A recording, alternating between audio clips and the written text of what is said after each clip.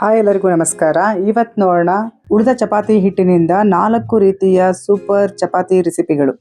ಉಳಿದಂಥ ಚಪಾತಿ ಹಿಟ್ಟನ್ನು ವ್ಯರ್ಥ ಮಾಡುವಂತಹ ಅವಶ್ಯಕತೆ ಇಲ್ಲ. ಒಂದೇ ರೀತಿಯ ಚಪಾತಿ ತಿಂದು ಕೂಡ ಬೋರ್ ಆಗಿರುತ್ತೆ.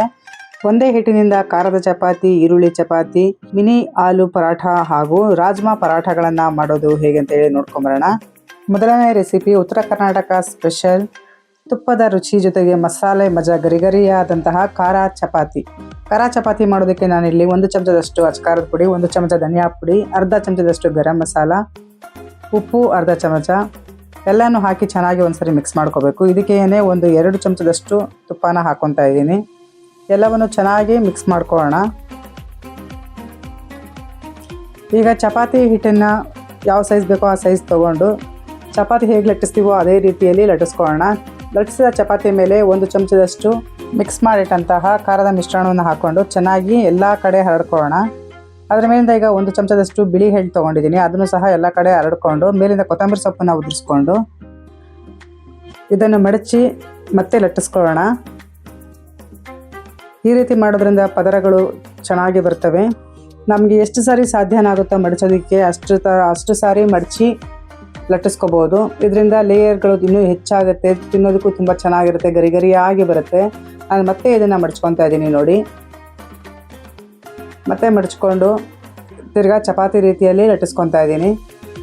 ಇದ್ರ ಜೊತೆಗೆ ಕಾಂಬಿನೇಷನ್ನಾಗಿ ಏನೂ ಇಲ್ಲ ಅಂದರೂ ಕೂಡ ಪರವಾಗಿಲ್ಲ, ಹಾಗೇ ತಿನ್ಬೋದು, ಅಷ್ಟೊಂದು ರುಚಿಕರವಾಗಿರುತ್ತೆ. ಈಗ ಕಾದ ಹೆಂಚಿನ ಮೇಲೆ ಲಟ್ಟಿಸಿದಂತಹ ಖಾರ ಚಪಾತಿನ ಹಾಕ್ಕೊಂಡು ಒಂದು ಕಡೆ ಬೇಯಿಸಿದ ಮೇಲೆ ಮತ್ತೆ ಎಣ್ಣೆ ಹಚ್ಚಿ ಇನ್ನೊಂದು ಕಡೆ ಬೇಯಿಸ್ಕೊತಾ ಇದ್ದೀನಿ. ಹೀಗೆ ತಿರುಗಿಸಿ ಚೆನ್ನಾಗಿ ಬೇಯಿಸ್ಕೋಬೇಕು. ಆವಾಗ ಎಲ್ಲ ಕಡೆ ಬೆಂದು ಗರಿಗರಿ ಆಗುತ್ತೆ, ತಿನ್ನೋದಕ್ಕೂ ಸಹ ತುಂಬಾ ಟೇಸ್ಟಿಯಾಗಿರುತ್ತೆ. ನಾನಿಲ್ಲಿ ಇವತ್ತು ಮೊಸರು ಜೊತೆಗೆ ಹಾಗೆ ಈರುಳ್ಳಿ ಜೊತೆಗೆ ಇದನ್ನು ಸವಿತಾ ಇದ್ದೀನಿ. ನೋಡಿ ಎಷ್ಟು ಲೇಯರ್ ಬರ್ತಾ ಇದೆ. ವಾವ್, ಸೂಪರಾಗಿದೆ.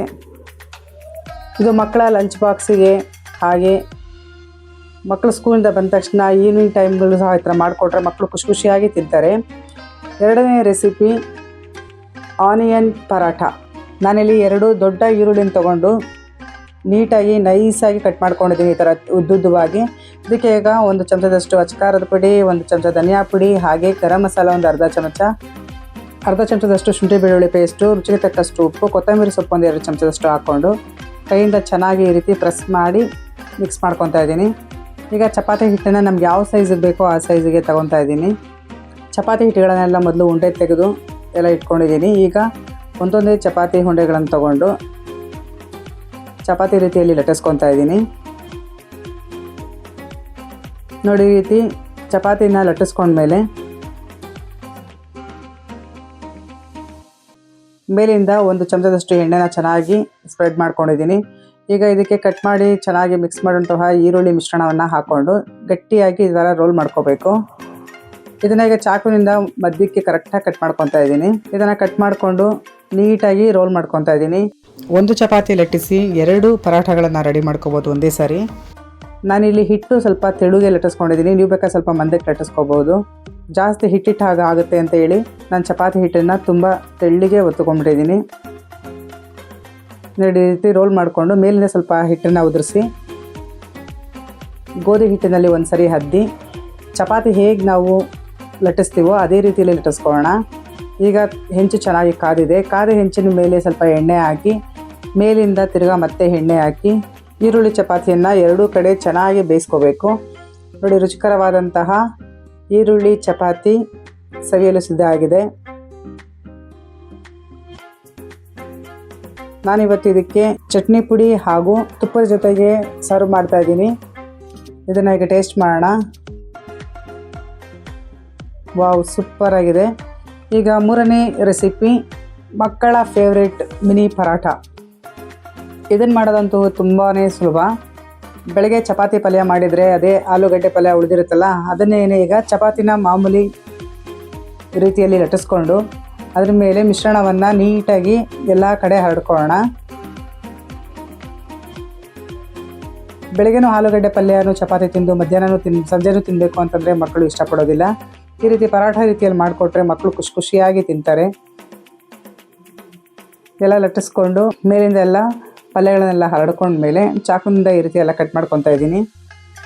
ಈ ಆಲೂ ಪರಾಠನ ದೊಡ್ಡದಾಗಿ ಸಹ ಮಾಡ್ಕೋಬೋದು, ಆದರೆ ಮಕ್ಕಳಿಗೆ ಈ ರೀತಿ ಚಿಕ್ಕ ಚಿಕ್ಕದಾಗಿ ಮಿನಿ ಆಲೂ ಪರಾಠ ಮಾಡಿಕೊಟ್ರೆ ನೋಡೋದಕ್ಕೂ ಚೆನ್ನಾಗಿರುತ್ತೆ, ಕೈಯಲ್ಲಿ ಒಂದೊಂದೇ ಇಟ್ಕೊಂಡು ತಿನ್ನೋದಕ್ಕೂ ಚೆನ್ನಾಗಿರುತ್ತೆ ಅಂತೇಳಿ ನಾನು ಮಿನಿ ಪರಾಠಗಳನ್ನು ಮಾಡಿ ತೋರಿಸ್ತಾ ಇದ್ದೀನಿ. ನೋಡಿ, ಈ ರೀತಿ ಎಲ್ಲನೂ ರೋಲ್ ಮಾಡಿಕೊಂಡು ಕೈಯಿಂದ ಒಂದು ಸರಿ ಪ್ರೆಸ್ ಮಾಡಿ ಈ ರೀತಿ ಎಲ್ಲನೂ ರೆಡಿ ಮಾಡಿ ತೆಗೆದಿಟ್ಕೊಂಡಿದ್ದೀನಿ. ಈಗ ಒಂದೊಂದೇ ಪರಾಠಗಳನ್ನು ಗೋಧಿ ಹಿಟ್ಟಲ್ಲಿ ಅದ್ದಿ ಒಂದು ಪ್ಲೇಟಲ್ಲಿ ತೆಗೆದಿಟ್ಕೊತಾ ಇದ್ದೀನಿ. ಈಗ ಮಾಮೂಲಿಯಾಗಿ ಪರಾಠ ಲಟ್ಟಿಸ್ಕೊಳ್ಳೋಣ. ತುಂಬ ಪ್ರೆಸ್ ಮಾಡಿ ಲಟ್ಟಿಸ್ಕೋಬಾರ್ದು, ಹಾಗೆ ತುಂಬ ಅಗಲವಾಗೂ ಕೂಡ ಲಟ್ಟಿಸ್ಕೋಬಾರ್ದು. ಈ ಥರ ಚಿಕ್ಕ ಚಿಕ್ಕದಾಗಿ ಲಟ್ಟಿಸ್ಕೊಂಡ್ರೆ ಚೆನ್ನಾಗಿರುತ್ತೆ. ಕಾದ ಹೆಂಚಿನ ಮೇಲೆ ಒಂದೇ ಒಂದು ಚಮಚದಷ್ಟು ಎಣ್ಣೆ ಹಾಕಿ ಪರಾಠಗಳನ್ನು ಹಾಕ್ಕೊತಾ ಇದ್ದೀನಿ. ಒಂದೊಂದು ಸರಿಗೆ 3 ಪರಾಠಗಳನ್ನು ಬೇಯಿಸ್ಕೋಬೋದು. ಒಂದು ಕಡೆ ಬೆಂದ ನಂತರ ಮೇಲೆಲ್ಲ ಎಣ್ಣೆ ಅಥವಾ ತುಪ್ಪ ಹಾಕಿ ಇದನ್ನು ತಿರುಗಿಸಿ ಇನ್ನೊಂದು ಸರಿ ಚೆನ್ನಾಗಿ ಬೇಯಿಸ್ಕೋಬೇಕು. ನೋಡ್ತಾ ಇದ್ದೀರಲ್ಲ, ಮಕ್ಕಳಿಗೂ ಖುಷಿಯಾಗುತ್ತೆ ಈ ರೀತಿ ಎಲ್ಲ ಮಾಡ್ಕೊಳ್ಳೋದಕ್ಕೆ, ಮಾಡೋದಕ್ಕೂ ಸಹ ತುಂಬಾ ಸುಲಭ. ನೋಡಿ, ಇದಾಗಿದೆ. ಇದನ್ನೆಲ್ಲ ಒಂದು ಪ್ಲೇಟಿಗೆ ಸರ್ವ್ ಮಾಡ್ಕೊಳ್ಳೋಣ. ಇದೇ ರೀತಿ ನಾನು ಎಲ್ಲ ಪರಾಠಗಳನ್ನು ಬೇಯಿಸಿ ರೆಡಿ ಮಾಡಿ ಇಟ್ಕೊಂಡಿದ್ದೀನಿ. ಮಕ್ಕಳಿಗೋಸ್ಕರ ಮಾಡ್ತಾ ಇರೋದ್ರಿಂದ ಮಕ್ಕಳಿಗೆ ಕೆಚಪಿನ ಜೊತೆಗೆ ಸರ್ವ್ ಮಾಡ್ತಾ ಇದ್ದೀನಿ.